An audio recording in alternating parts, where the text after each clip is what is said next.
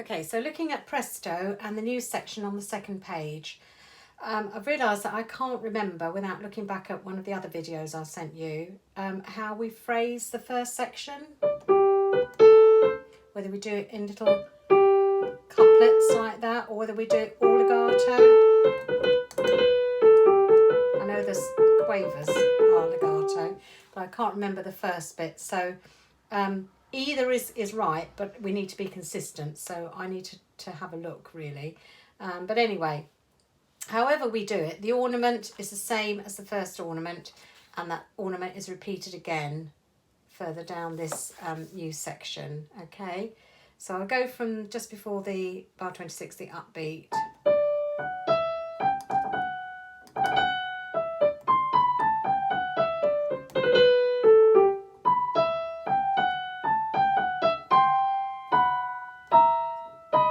Okay, so I'm presuming we do a staccato upbeat. So that is a nasty jump in bar 27, so you might just need to practice that a little bit slower.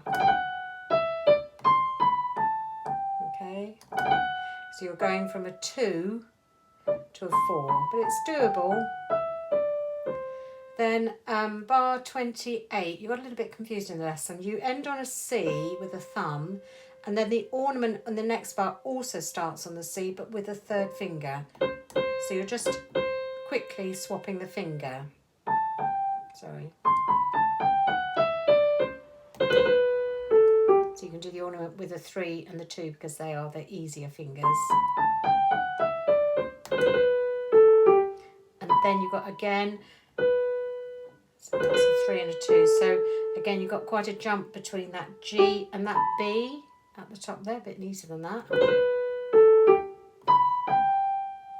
Sorry. Okay, so 2 little jumps there to be aware of in the right hand, just fluency.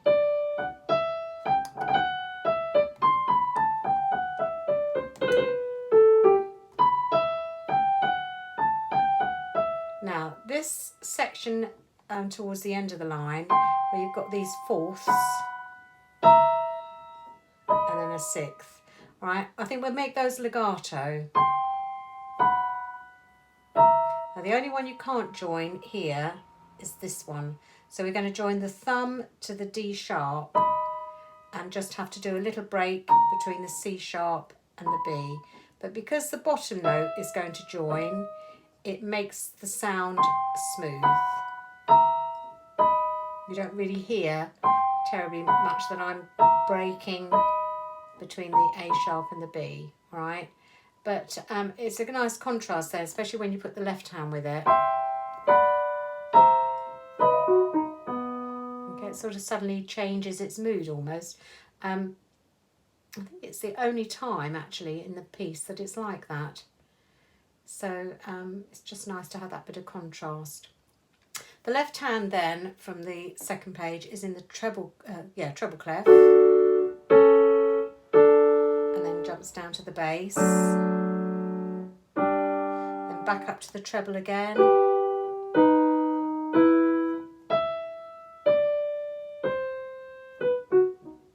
I'd probably lightly staccato those notes coming down and make them legato. That's similar to what you have at the end of the first page, isn't it? It's an arpeggio, B major. Right, just lightly staccato.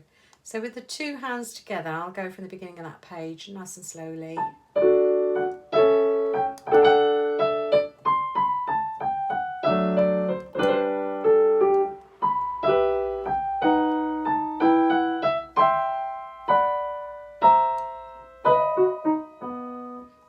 Something wrong with my fingering.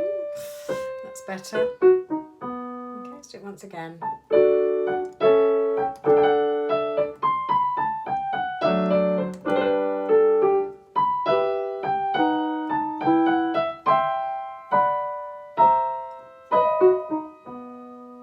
Okay.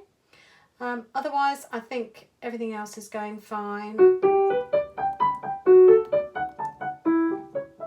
This piano passage here, we'll have something very similar on the second page as well. Just make it as light as you can And although we might be putting a few slurs in, don't make them too obvious.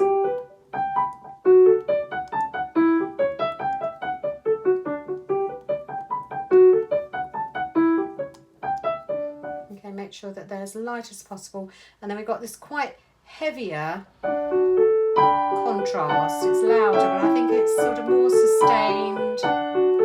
So make sure you really bed down into those keys. If your new piano, is a little bit heavier touch or action, you need to bed down into them, which means you sort of go a bit sort of glue-like, as if your fingers are sort of a bit stuck to the keys. It's got a heavier feel to it.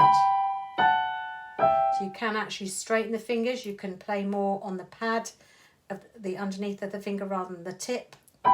You are allowed in certain places to do that, but as soon as you get into this, it'll be a bit more on the tips, a bit lighter feel.